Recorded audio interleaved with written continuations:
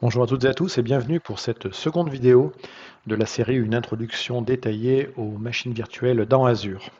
Donc les machines virtuelles dans Azure, comme j'ai déjà dit dans la première vidéo, ça peut être assez compliqué, où la matrice des choix et la configuration peut intégrer pas mal de petites choses. L'objectif dans cette deuxième partie de cette vidéo, ça va être de parler en fait de la partie disque. Donc effectivement, quand on crée l'objet compute dans Azure qui va représenter la machine virtuelle, en gros, elle va être matérialisée dans le data center comme une machine virtuelle sur un hyperviseur qui va lui prendre une partie de sa mémoire, une partie des CPU. Pour la partie disque, la subtilité est qu'une partie des disques vont être sur la fabrique de stockage, donc accédés par l'hyperviseur depuis le réseau d'Azure, et une autre partie des disques va être locale à l'hyperviseur, et c'est ce qu'on va voir aujourd'hui dans cette vidéo.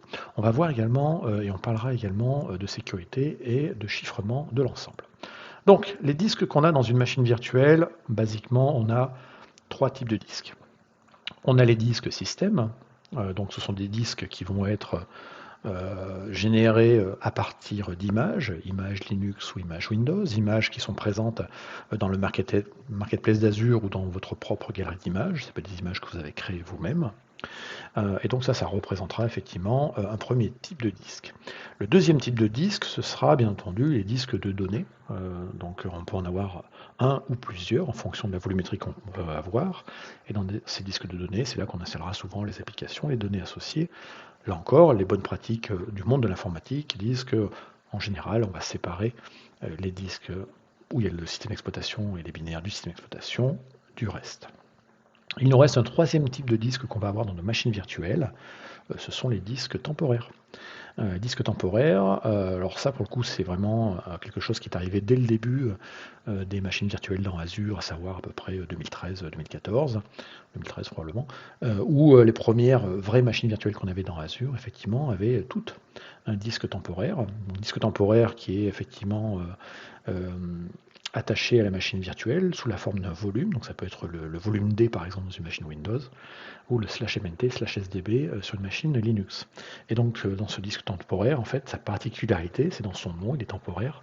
C'est-à-dire que si on arrête la machine virtuelle et qu'on la redémarre, eh bien les données qui étaient dans le disque temporaire sont perdues. C'était juste le temps de l'exécution qu'on a ce disque. Donc toutes les machines ont ça historiquement dans Azure. Désormais, il existe des machines virtuelles, des gabarits de machines virtuelles. Si vous n'avez pas vu la vidéo sur les gabarits, je vous encourage à la voir, c'est la première partie de cette série.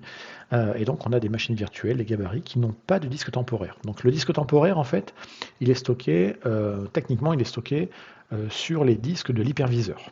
D'accord. Donc c'est pas un stockage qu'on va en général trop vous facturer. Et la taille du disque temporaire va dépendre directement de la taille du gabarit de la VM. Une grosse VM aura un gros disque dur temporaire. Donc, traditionnellement, tous les disques durs, toutes les machines, effectivement, ont des disques temporaires, sauf certaines désormais, où on va pouvoir choisir de dire, bah, cette VM-là, j'ai pas besoin d'utiliser un disque temporaire, et du coup, tant qu'à faire, si je peux avoir un prix un peu moins cher, c'est pas plus mal. Mais effectivement, parce que du coup, on va prendre un peu moins de ressources, on n'utilisera pas cet espace-là. Donc, il existe du coup des disques, des VM qui n'ont pas de disque temporaire. Et ça, c'est supporté. Ces VM sans disque temporaire fonctionnent bien entendu dans le monde Linux, dans le monde Windows. Et donc, il existe des catégories, et qu'on a ici, qui vont permettre de dire, ben, moi, pour mes VM, je ne veux pas de disque temporaire. Et donc ça, c'est une chose à retenir, première chose. Ces disques temporaires, je l'ai dit, sont locaux à l'hyperviseur. Et puis pour la partie chiffrement, ben, j'en parlais tout à l'heure parce qu'on va faire une partie chiffrement tous ensemble. Pour les disques système, donc l'OS disque, il peut prendre deux formes. Il peut être sous la forme de ce qu'on appelle un disque éphémère. Donc un disque éphémère, il sera utilisé souvent dans des environnements où effectivement on n'a pas besoin, enfin on crée un système basé par rapport à une image et on n'a pas besoin de le rendre mutable, de le changer et de le garder. Donc le disque éphémère, lui aussi, sera stocké directement, il sera local à l'hyperviseur. Et ce disque éphémère, en fait, sera intéressant Pas pour tous les workloads, bien entendu, mais pour des workloads typiquement de type stateless. Ça pourrait être par exemple des nœuds Kubernetes dans lesquels on fait tourner des applications où il n'y a pas de données, là encore des applications stateless à l'intérieur. Et donc ça peut être assez intéressant. L'avantage d'un disque éphémère, c'est qu'il est très facile à resetter, parce qu'en fait il est éphémère, donc on le réimage relativement facilement. Et puis, comme le disque temporaire, il a cette particularité d'avoir en fait une faible latence. Bah oui, simplement parce qu'il est stocké en fait localement sur l'hyperviseur, donc la latence d'accès sera relativement courte, à la différence peut-être de l'accès à un disque managé qui lui serait stocké sur la fabrique de stockage, donc au travers du réseau, donc avec un légèrement plus de latence. Petit point important, un disque éphémère est gratuit. Et donc il ne va pas vous rajouter des coûts tels qu'on pourrait l'avoir avec un disque managé qui représente une certaine volumétrie dans la fabrique d'Azure qu'on va vous facturer. D'accord. Et le disque éphémère est disponible dans toutes les régions d'Azure. Donc le petit tableau ici est assez intéressant, il résume assez bien finalement les limitations, les différences entre un disque persistant sous la forme de managed disk et un disque éphémère. Là on parle bien des disques OS. D'accord. Donc là on est limité à 2 Tera, alors que ce n'est pas forcément le cas dans un, on est limité à 2 Tera pardon, dans un disque managé normal. Dans un disque éphémère, effectivement, la taille sera limitée et dépendra du gabarit. Les disques traditionnels, on les a sur toutes les VM, alors que les disques éphéméraux OS disques, eux, ne seront que sur certains types de stockage, certains types de VM, pardon, pour moi. Donc les VM qui vont supporter normalement le Premium SSD, et donc en gros, il faudra qu'il y ait la lettre S quelque part dans la nomenclature. Je vous rappelle que j'ai parlé des nomenclatures des noms des machines virtuelles dans la première vidéo. Voilà. La persistance, c'est important, c'est effectivement, les données doivent être, ne sont pas persistées dans de l'Azure Storage. Donc ça, c'est en termes de résilience, un OS, un OS éphéméral disk n'aura pas la persistance d'un disque managé dans le stockage d'Azure, où pour le coup derrière, il associe au moins à 3 copies qui sont dispatchées sur le data center. Ce ne sera pas le cas ici avec le disque éphémère, parce qu'il est local à l'hyperviseur. Et voilà. Et puis, sur un disque éphémère, on ne peut pas, bien entendu, faire de désallocation et d'arrêt de la machine, parce que dès qu'on l'arrêtera, on perdra ce qu'il y a dedans. Vous l'aurez compris, tout simplement. Là encore, la redimensionnement des disques durs n'est pas possible sur ces VM, hein. C'est juste au démarrage de la VM où on a la taille. Et puis chaque fois qu'on va redéployer, effectivement, le disque OS sera perdu. D'où vraiment la notion d'éphémère. Donc ça, c'est très important à retenir. Voilà. Donc ça, c'est une première option qui ne va pas matcher avec tous les scénarios, mais dans certains cas, ça peut être intéressant. Et économiquement, ça peut être également intéressant de ne pas avoir à être facturé par rapport à ce disque-là. Généralement, la plupart du temps quand même, les disques durs OS comme les disques durs de données vont se retrouver sous la forme d'Azure Managed Disk. Alors pourquoi on appelle ça un Azure Managed Disk? À l'origine d'Azure, en fait, les disques durs virtuels qui sont des VHD étaient stockés sous la forme de page blob dans un container d'un compte de stockage Azure. Et donc à l'origine, quand on crée une machine virtuelle, il fallait d'abord au préalable créer le compte de stockage Azure, puis créer le container, puis ensuite créer un page blob et ensuite on attachait le page blob lors de la création de la VM. Ça faisait faire pas mal d'opérations, c'était pas forcément toujours très clair. En fonction du nombre de VM qu'on avait, il fallait créer plus ou moins de comptes de stockage. Bref, rien n'était, on va dire, facilité pour les administrateurs. Depuis, on est passé sur une notion de manage, dans le sens où l'infrastructure derrière, c'est-à-dire le compte de stockage, le container, les page blobs, ça, on le gère pour vous, d'où la notion de manage. Du coup, l'objet Azure Managed Disk devient un objet indépendant à part entière dans Azure. Et donc cet objet est bien entendu stocké sur la fabrique de stockage d'Azure, et en arrière-plan, effectivement, c'est du blob storage. Alors, il y a plein de choses à savoir sur les disques managés. J'ai fait une vidéo sur le sujet, je la mettrai en lien dans la description de cette vidéo. Mais globalement, il y a plein de choses assez intéressantes à voir. Et en fonction de la résilience qu'on va vouloir avoir, on va avoir différentes options derrière. Le disque manager supporte également le backup, avec des mécanismes de snapshot, etc. Donc il y a pas mal de petites choses là-dessus. Je vous renverrai sur la vidéo des managed disques. Le but n'est pas de faire un cours sur les managed disques, mais plus de comprendre toutes les options qu'on peut avoir pour les disques dans les VM dans Azure. Donc je vous ai dit que ces managed disques étaient derrière en arrière-plan sur des comptes de stockage. Donc en fait, dans les propriétés des managed disques, on va pouvoir définir effectivement déjà des options de résilience. C'est-à-dire qu'on va pouvoir avoir deux options de résilience pour les managed disques, soit le LRS, donc on aura 3 copies locales, trois copies synchrones qui seront locales à une région Azure, donc qui seront sur, on va dire, 3 serveurs de 3 baies différents, de 3 salles, potentiellement de 3 data centers, mais ça c'est pas assuré. En tout cas, il y aura 3 copies. La deuxième, donc de manière explicite, on n'est pas certain que les 3 copies ne sont pas dans le même bâtiment. Si on veut être certain et d'être résilient à la panne ou à la perte d'un bâtiment, on va pouvoir choisir d'utiliser des Azure Managed Disk avec une option qui est l'option de ZRS, donc le Zone Redundant Storage, auquel cas effectivement les 3 copies synchrones correspondant en fait au Managed Disk seront réparties de manière explicite sur 3 zones de disponibilité, donc sur des bâtiments dans tous les cas qui seront indépendants en termes d'énergie de réseau. Et donc ici on vient pallier au risque de la perte du disque dur en cas de la perte d'une zone de disponibilité. Alors, en termes de performance, à l'origine c'était très simple, on avait juste des disques durs rotatifs qui en fonction des gabarits de VM étaient entre 300 et 500 IOPS. Désormais, on a beaucoup plus de choix. On a un choix dans les gabarits de disques. Donc on a conservé bien entendu le disque dur rotatif traditionnel qui n'est pas très cher, mais qui n'est pas fait pour de la production. Ça c'est un point sur lequel il faut insister. Et il faut lire la documentation, parce que la documentation le précise bien. Vous avez un tableau ici qui va vous dire le scénario d'usage de vos disques. Clairement, le disque dur basé sur du HDD est vraiment fait pour du backup, des choses non critiques ou des accès non fréquents. Si vous avez une base de données derrière qui est de la production et qu'en plus cette base de données est un point central qui est important de votre application, mettez-la pas en fait sur du standard SGD. À la limite, faites-le dans l'environnement de pré-test parce que vous n'aurez pas peut-être de problématiques de performance. Mais pour de la production n'utilise surtout pas du HDD. D'ailleurs, c'est écrit noir sur blanc, mais malheureusement, peu de gens veulent accepter ça et le lire. Donc à l'origine, effectivement, quand on n'avait que des HDD, on disait pas ne mettez pas ça pour la production, on n'avait que les disques durs, mais ça c'était il y a maintenant quasiment 10 ans. Aujourd'hui, on a pas mal évolué, on a plein de gabarits différents, et le minimum en général pour de la production, c'est écrit ici. Voilà, c'est du premium SSD, voire du V2 que tu avais cette année qui va permettre de tailler exactement ce qu'on a envie, c'est-à-dire la volumétrie qu'on veut, les performances qu'on veut en termes d'IOPS et en termes de throughput.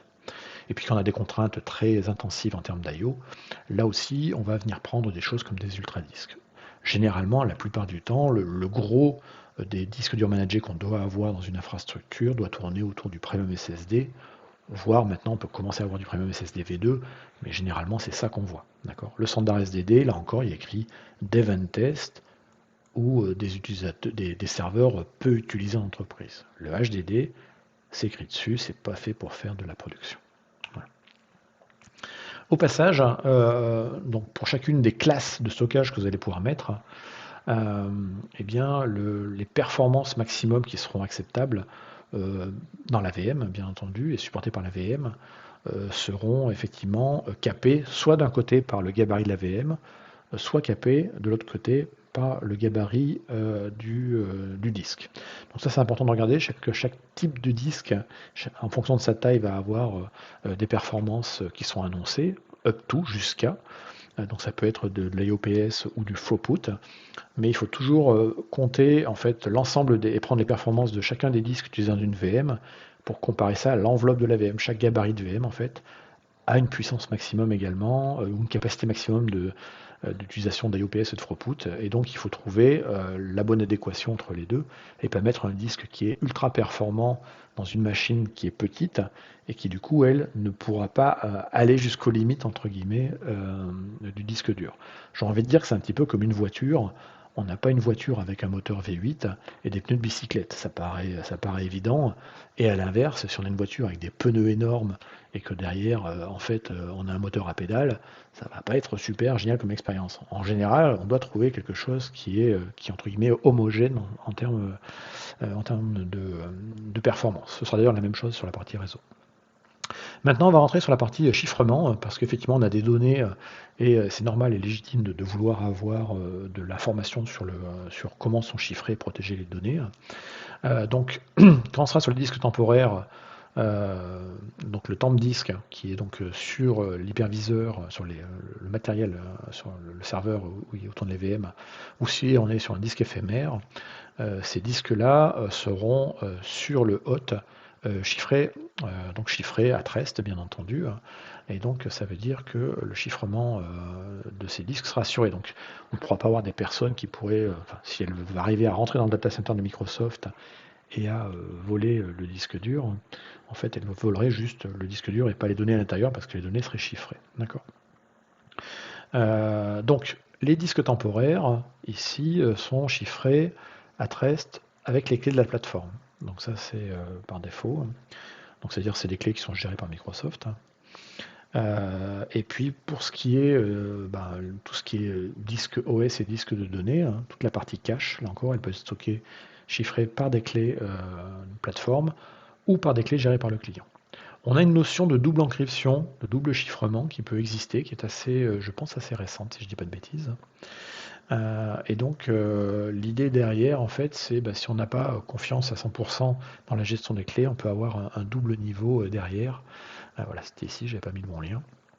Et ça, c'est vraiment un usage qui dit, voilà, je suis un client, j'ai des disques temporaires sur mes VM ou j'utilise des disques OS éphémères. Je veux être certain derrière que c'est bien chiffré et j'ai pas forcément confiance à 100% au chiffrement fait par la plateforme. Eh bien, on peut appliquer un deuxième niveau de chiffrement derrière et ça s'appliquera effectivement aux disques OS, aux snapshots, aux images et tout sera chiffré avec une double couche de chiffrement et donc une double gestion derrière des clés. Donc ça c'est pour la partie qui est le stockage sur l'hyperviseur, sur le host, disque éphémère, disque temporaire. Il nous reste les manage disks. Donc les manage disks, je l'ai dit, ce sont des page blobs qui sont stockés dans un container, dans un compte de stockage. Les containers, par définition, sont tous, les containers, les blobs qui sont dans un compte de stockage Azure sont par définition toujours chiffrés à Trest. Donc ça s'appelle dans la nomenclature, quand on parle des disques managés, ici ça va s'appeler de l'Azure Disk Storage Server-Side Encryption, donc c'est-à-dire chiffrement des disques du côté serveur, c'est-à-dire du côté du compte de stockage. Et là, comme pour les comptes de stockage Azure, parce que ce sont des comptes de stockage Azure, basiquement, on va chiffrer ça avec les algos traditionnels, l'AES 256, c'est compliant sans FIPS 142-2, et puis reste la vraie question après des clés de chiffrement. Toujours cette fameuse question des clés de chiffrement. D'accord.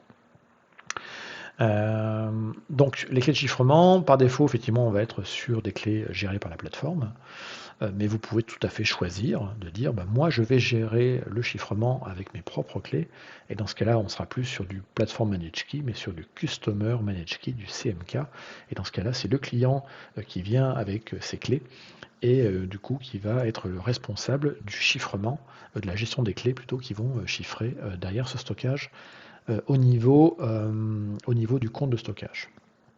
Donc ça, c'est un premier niveau, et ça, c'est effectivement, ça part au risque de dire si j'arrivais à extraire d'un data center les disques qui contiennent les comptes de stockage, là, on ne pourra pas récupérer les informations.